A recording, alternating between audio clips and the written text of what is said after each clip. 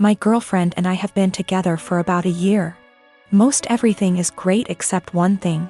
If I tell her I'm sick / not feeling well / hurt, she refuses to believe me. If I have a cold, she tells me I'm faking it until it goes away and then says, "See, you are fine." I'm rarely sick, so it's never been a major issue. But she has zero sympathy when I'm sick. She grew up with hypochondriac parents who were always sick with something, often self-diagnosing themselves with fatal maladies. She has limited contact with them, and the time I met them, I was told by them that they didn't have long left to live. I get it, growing up in that household must have been awful. But what happened on Sunday just sent me over the edge. Girlfriend and my sister wanted to check out this event and we were all supposed to go. I woke up with excruciating back pain and could barely breathe.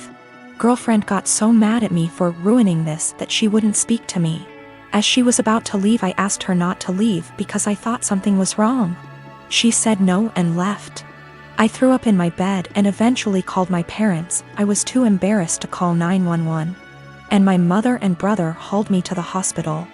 I was whisked back and after 20 minutes I was diagnosed with kidney stones. Fentanyl and gravel, and I had a CT scan and then went for a procedure to bust the kidney stones. 5 hours later and I was laying on my parents' sofa in a haze. I have never, and hope to never, feel pain like that again in my life. I was sure I was going to die. The attending in the told me it's worse than childbirth and that they've had it before, too. I didn't text my girlfriend throughout because I really didn't have the strength or foresight. I was drugged up and uncomfortable. My sister found out that I had been in the emergency room and soon after my girlfriend called me. She was pissed off I didn't call her. Then I reminded her that I begged her not to leave as I thought something was wrong. She got quiet and eked out an apology. I got furious and said something rather nasty things, unsavory things. In fairness, I was on dope, still sore, peeing blood and felt like someone had punched me in the gut. Standing was incredibly painful. I needed to take 2 days off of work and school. I rested in bed and the only thing you can think is the person who should have been there didn't even believe me.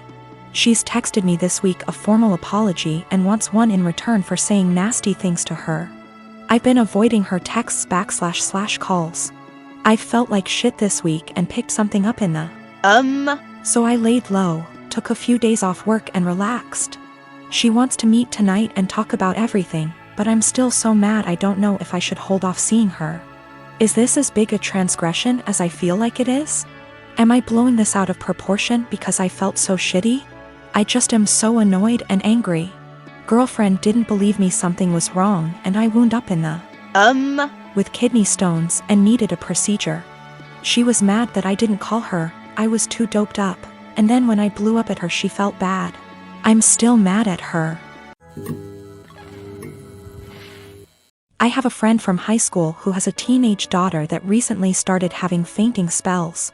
I remembered that my nephew had this issue as a child and texted in Messenger to ask my older sister about what they found out about him and if it sounded like my friend's daughter. I asked via text because she is pretty busy.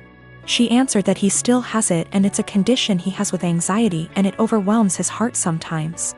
An hour or so later she started talking, again, via text, about how her son and daughter, both young adults now, are mentally handicapped and have psychotic episodes. Saying that the daughter totally made up the flea issue they had in their house and her mental issues caused her to break out in hives. This made me confused as I've been with her kids and even took my niece on vacation with us so she could ride the slides with my husband. Not my thing anymore, and she was perfectly fine. Well, an hour later my sister texted me saying all of that was not her. After she had told me about her son's anxiety issue she had went to work and her husband. Yes, her husband had pretended to be her and even Googled all this BS up. I already had issues with her husband. He has lied and has had other issues before. To say I was angry is an understatement. Her husband, who is not her children's father, was bad-mouthing and telling me her kids are mentally unstable. Carl already has a past of being like this to her kids and my sister went along with it. I told her, that was it. I'm done. I went no contact for the past month, although I kept in touch with the kids. She has a younger son, age 15. And he does not get along with her husband, either. I told the elder two what he had said so they had a heads up. My sister defended him initially but apologized 2 days ago. I told her that her husband needs to apologize for himself, though. He is a grown man. Until then my kids and husband will not be attending anything outside of holidays at my mom's house, their neighbors. My mom can visit or I can visit her, but my kids will have nothing to do with her husband. Even after the apology, he will not be family to me or mine. He is deeply homophobic, drunk every time we visit, and racist. He is the reason my sister is not someone I want to raising my kids if something happened to us. My mom told me I should let it go, because family, but my husband backs me 100%. He claims he thought I knew it was him because they share a FB account. He was looking at other women's accounts and talking to them. So my sister insisted they share an account so he would not do that. Even if it were him not pretending to be my sister. He was spreading lies about 2 people I care for deeply. I am expecting my first daughter with my husband in September. I grew up in a moderately religious household with pretty strictly defined gender roles. As in, since I was a girl, I had chores around the house while my younger brother did not have to do anything. I don't talk to my parents for a variety of reasons, going on year 5 now, so they do not know I am pregnant. Both my aunts and grandparents were very supportive of me leaving my household and as such have been my main family. Being 6 months pregnant now, people have started to give gifts and I am very grateful for them. We have decided that we don't want our daughter to be surrounded by pink everything with only girl things. So we have made a conscious effort to include traditionally boy outfits and toys like dinosaurs and cars. We have told people that any gender items would be accepted and if it's getting too much pink we have gone out to balance a bit. Getting a green jacket or something. My younger aunt has taken great offense to this because boys are boys and girls are girls. And she is a very verbal and loud person and has let us know several times her opinions. She has 2 boys. At my baby shower my older aunt gifted us a book called Goodnight Construction Site and a little stuffed truck. My younger aunt went on a tirade about how we are somehow making our daughter trans and not allowing her to be a girl. And she's a loud person so of course her saying this was more like a yell. And in front of my very liberal in-laws who are very supportive of our choice.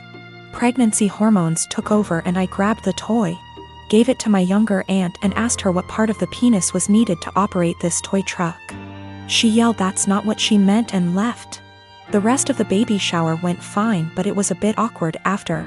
Since then she has been blowing up Facebook where a bunch of people agree with her that I am making my daughter trans, and have been telling me that I was an asshole. The rest of my think what we are doing is fine, but that I shouldn't have handled it that way. I do not care if she ends up loving pink and unicorns etc, we will get her them then. I just was trying to balance out the sheer amount of pink items we were getting from friends and family. Almost every single gift has been heavily pink or girl influenced. To the point where she would not be dressed in anything but pink if we did not go out and buy some more boy things. I also am generally not a person who argues. But I feel like a bit of an unholy because I intentionally said this as deadpan serious as I could and with the intent to embarrass her in front of our family members present. My delivery and question did have the intended effect and she went quite red before leaving. This was also the first transphobic comment I've ever heard out of her mouth. While we all grew up quite conservative, my older aunt coming out 27 years ago really changed my family's perspective. My grandparents have changed from what they previously viewed and my aunt was always supportive of my other aunt. My younger aunt always wanted a girl. So I thought she was just trying to act out her fantasy girl with all her gifts and preferences.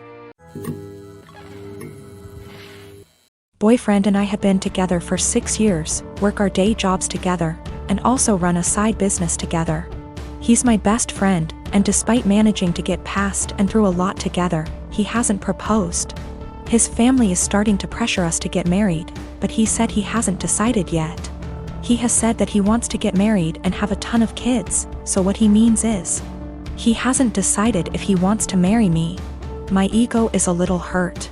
What else does he need to know that he hasn't already learned in almost 7 years? Is indecision the same thing as a decision in this case? We both started therapy separately very recently to work through some trauma and cope with anxiety. I don't know if I should wait to see if he'll come to kind of epiphany in therapy, or if I should leave and save the decision for him. I love him a lot, and for a long time I saw a future with him. But recently I'm starting to accept signs that he just doesn't love me as much as I love him. How do I know if he loves me or if he just doesn't want to be alone? We don't live together. We won't live together until we are married. He has stayed over for extended periods of time, so we're mostly familiar with each other's habits. We are from different cultures, but I still come from a traditional family, so we have a lot of the same values. I just consider myself to be more independent. I am very uncomfortable with the idea of an ultimatum. I don't like the idea of forcing someone to make a decision out of fear or because they're backed into a corner. My communication skills are something that I'm pretty proud of, to be honest, but it's something that he struggles with. And that's one thing he wants to work on in therapy. I'm working on not projecting my fears of insecurity onto our relationship, even when he isn't communicating properly. He picked me up and I told him that after the conversation with his family, I've been feeling really insecure in our relationship. And if he's unsure if he wants to marry me, I need to know what he's unsure about. I said if we want to have kids, I really can't wait forever. He says that he is sure he wants to marry me, and he might have had a plan to propose. But when I came over, his family completely blindsided him, and now it's awkward, like they've spoiled it. I told him maybe he needs to think about if what we have is what he wants. I just feel it shouldn't be this complicated. Maybe I'm just jaded and bitter at this point and nothing will make me happy. I do believe him. He wouldn't drag me along just for the fun of it. I love him, and our lives are so wrapped up, it's very hard to leave, even if I wanted to. I just wish I could read his mind. I wanted to talk to my therapist before I made any decisions. We both had appointments the following day, and in my session she asked me if I thought I was ready for marriage. I said of course. I've known I wanted to marry him since I asked him to move out with me. 2 years into the relationship and he turned me down. She responded by rephrasing the question. She said she isn't asking if I want to marry him, but rather, is the way I currently feel about myself.